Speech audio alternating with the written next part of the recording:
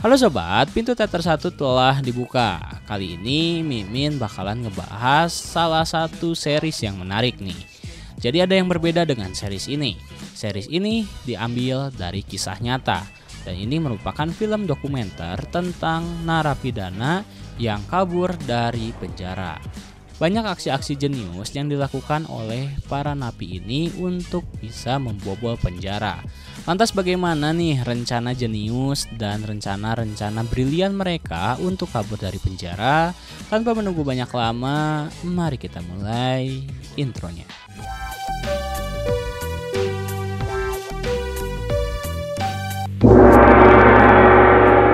Episode kali ini bercerita tentang pelarian narapidana berbahaya yang berlatar belakang tempat di salah satu penjara di Texas yang bernama Darrington Unit, Rosharon, Texas.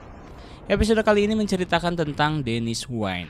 Dia adalah seseorang yang mencintai musik country, mobil kencang, wanita, dan yang paling penting adalah kegembiraan. Dia ditangkap karena perampokan dan pembunuhan yang dia lakukan saat merampok. Dia pun dijatuhi hukuman selama 80 tahun penjara. Dia melakukan kejahatan itu saat berusia 22 tahun. Saat dia dibawa ke penjara, dia diperingati oleh salah satu napi di dalam bus. Penjara yang akan dituju adalah penjara yang sangat mencekam, karena kekerasan terjadi setiap saat, baik itu oleh napi lain atau oleh sipir di sana. Akhirnya bis itu sampai di penjara tersebut. Teriakan-teriakan dari para napi lainnya langsung terdengar. Para napi berteriak daging segar. Ketika Dennis masuk, di setiap jalan yang dia lewati, orang-orang berteriak seperti itu. Ketika berjalan, Dennis berpikir dia harus memiliki alat perlindungan agar setidaknya dia bisa memberikan perlawanan saat di penjara itu. Dennis yang akhirnya sampai di selnya, kemudian dia digeledah terlebih dahulu untuk memastikan tidak menyembunyikan barang yang dilarang di kamarnya.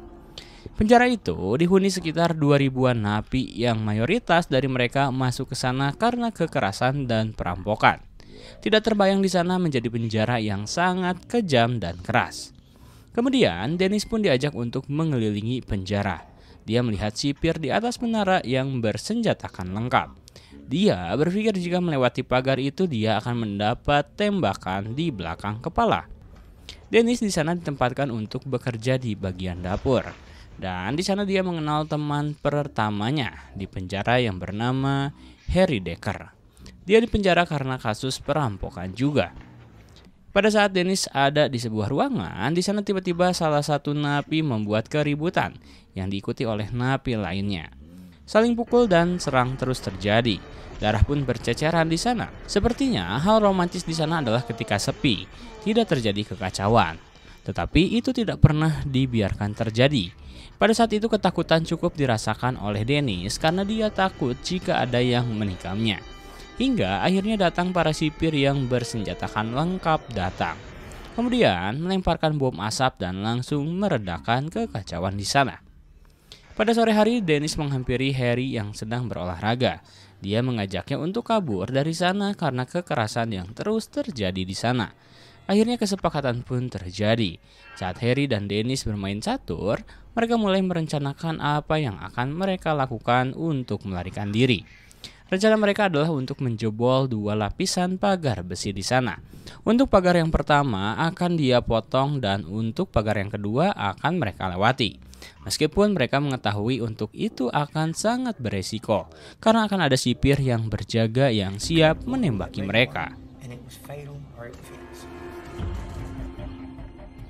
Saat Dennis sedang mengepel lantai, dia mendengar sipir yang sedang berbicara.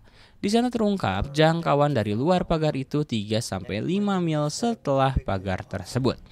Mendengar informasi itu, Dennis segera mengabarkan pada Harry dan segera membuat rencana agar mereka dapat lepas dari pagar kedua.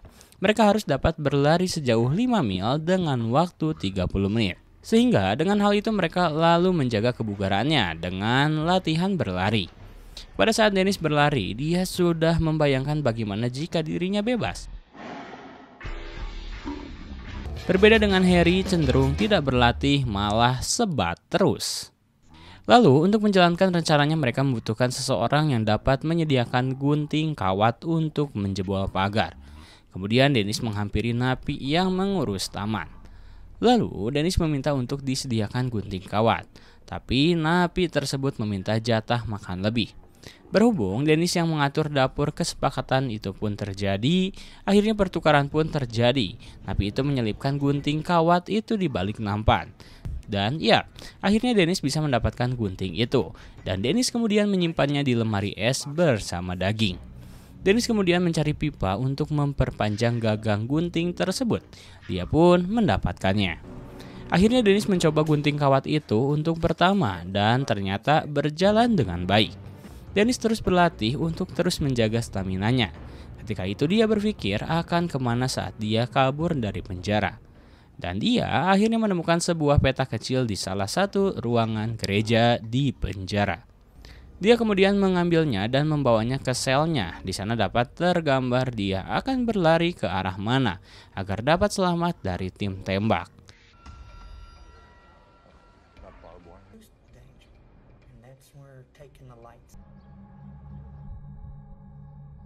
Untuk melancarkan rencananya juga, dia menemui seorang napi bernama Jason. Jason baru saja dikeluarkan dari bagian generator. Dennis menanyakan bagaimana cara memadamkan lampu di penjara. Kemudian Jason memberitahunya ternyata Jason akan menolong Dennis di sana. Akhirnya teknis untuk memadamkan lampu Jason yang mengurusnya. Dennis merencanakan akan kabur dari sana beberapa hari sebelum hari Thanksgiving. Pada malam hari sebelum pelarian, Dennis merasakan gelisah karena besok adalah hari pertaruhan dia atas segala apa yang dia upayakan. Ketika waktunya tiba, Dennis sudah mempersiapkan barang-barang yang akan digunakan untuk melarikan diri. Ketika pintu sel dibuka, Dennis langsung bergegas keluar. Ketika dia berjalan, terasa kepanikan dalam dirinya, serasa dia sedang membawa satu mobil penuh dengan dinamit. Dia kemudian menghampiri Jason. Dan akhirnya menghampiri Harry di lapasnya juga. Ketika mereka berjalan, serasa itu adalah bentuk mereka pamit pada penjara itu. Harry dan Dennis sudah bersiap-siap menunggu Jason yang akan mengamankan generator agar dapat memadamkan listrik di sana. Setelah beberapa lama ditunggu oleh Dennis, ternyata Jason tidak kunjung datang. Akhirnya Dennis menghampiri Jason. Di sana terlihat Jason yang sedang ngobrol dengan petugas generator. Dennis merasa kesal karena hal itu. Dennis kemudian menghampiri Jason dan meminta izin kepada petugas untuk berbicara dengan Jason. Kemudian Dennis menegur Jason dan akhirnya Dennis menyergap petugas generator tersebut. Pada saat mereka mengikat petugas generator, bel pintu berbunyi. Mereka kaget. Kepanikan yang luar biasa pun menyeruak. Akhirnya Dennis menghampiri pintu dan membukanya. Ternyata itu adalah Harry. Mereka kemudian mempersiapkan mantel untuk dibungkus ke kaki mereka, dan Jason kemudian mematikan listrik di sana dan merusak generator itu.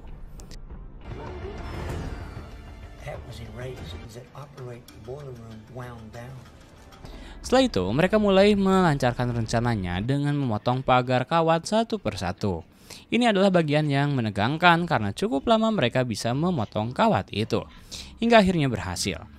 Kemudian untuk melewati pagar kawat yang kedua sempat terjadi perdebatan siapa yang akan loncat terlebih dahulu. Akhirnya Dennis meloncat terlebih dahulu dan Dennis pun berlalu. Ketika melihat ke belakang ternyata Harry kesulitan untuk melewati pagar tersebut. Akhirnya mau tidak mau Dennis kembali dan membantu Harry. Setelah itu Dennis terus berlari dan pada saat itu ada tembakan ke arah Dennis. Dennis pun tiarap. Setelah merasa aman, dia kemudian kembali berlari. Sementara itu di dalam penjara terjadi kekacauan karena tidak ada penerangan. Sipir sibuk memasukkan para narapidana ke dalam selnya, dan mereka pun sibuk mencek siapa yang melarikan diri dan penjara itu pun segera di lockdown. Petugas generator yang sedang libur segera ditelepon. Dia lalu dikabari apa yang terjadi di sana. Sehingga petugas itu segera bergegas untuk kembali ke penjara untuk memperbaiki generator. Dennis yang terus berlari melihat ada mobil van yang berjalan. Itu adalah petugas yang sedang mencarinya. Dengan kuat tenaganya, Dennis berlari untuk melampaui mobil itu. Dengan nafas yang terengah-engah, Dennis terus berlari. Di satu sisi, dia ingin berhenti untuk melihat peta yang dia miliki. Tetapi jika dia berhenti ada kemungkinan untuk ditangkap. Kemudian akhirnya dia menemukan patokan dari peta, yaitu sebuah menara. Saat yang bersamaan para sipir yang mengejarnya berhenti dan mencari jejak bila mana ada napi yang melewat ke sana. Mereka akhirnya menyimpulkan dengan jarak yang begitu jauhnya tidak mungkin mereka bisa berlalu sejauh itu. Akhirnya mereka pun bergegas pergi lagi dengan mobilnya. Dennis yang mengendap-endap melihat ada mobil polisi yang datang, dia terus bersembunyi. Hingga akhirnya ketika mobil itu pergi, Dennis dengan membungkuk menyeberang untuk melewati perbatasan. Dengan cakupan 3 mil itu adalah wilayah otoritas para sipir mengejar narapidana. Sehingga polisilah yang selanjutnya mengejarnya. Polisi mulai mengejar ketiga narapidana itu. Pada saatlah siang, akhirnya Harry ditemukan di semak-semak karena sebelumnya tertendang oleh polisi yang mencarinya. Dia pun ditangkap. Pada keesokan harinya Jason tertangkap di hutan dan dia ditangkap tanpa perlawanan. Polisi mulai menandai Dennis yang mungkin sudah menghilang sangat jauh. Polisi mulai mencarinya dengan menelusuri keberadaannya dari wilayah asalnya Dallas. Di pagi hari, Dennis yang berjalan di pinggir perkotaan dan mencuri sebilah pisau, dia kemudian menghampiri seorang pria tua yang akan masuk ke mobil.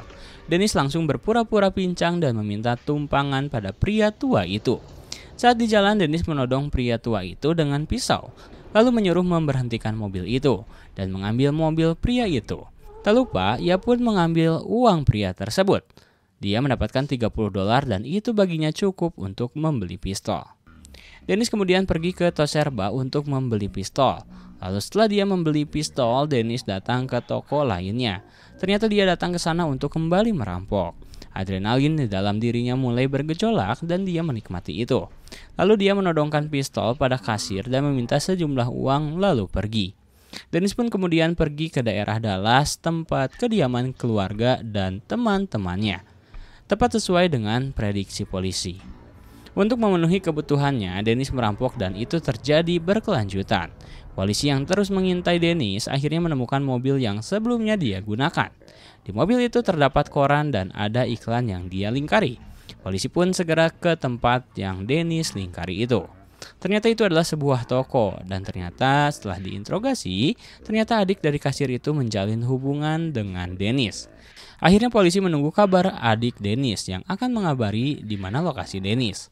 Akhirnya mereka dikabari, ternyata Dennis malam itu akan pergi ke sebuah tempat hiburan malam dengan menggunakan topi koboi putih dan menggunakan mobil Jaguar hitam. Benar saja Dennis pergi ke sana. Dia ke sana untuk memuaskan dirinya akan kesenangan. Polisi yang datang lalu mengecek terlebih dahulu parkiran di sana dan mengecek ternyata ada mobil Jaguar milik Dennis. Akhirnya polisi pun masuk ke tempat hiburan itu. Polisi itu datang dengan berbaur dengan pengunjung lain. Pada saat itu Dennis menyadari akan adanya orang-orang yang datang dan terlihat berbeda. Tapi Dennis tidak menghiraukan hal itu dan berpikir itu hanyalah prasangkanya saja. Polisi yang bergerak perlahan mendekati Dennis akhirnya bisa berada dekat dengan Dennis. Dan kemudian secara cepat Dennis dibekuk di sana dan dia pun tertangkap. Setelah sekian lama pelarian, Dennis akhirnya tertangkap dan kembali di penjara. Bersambung.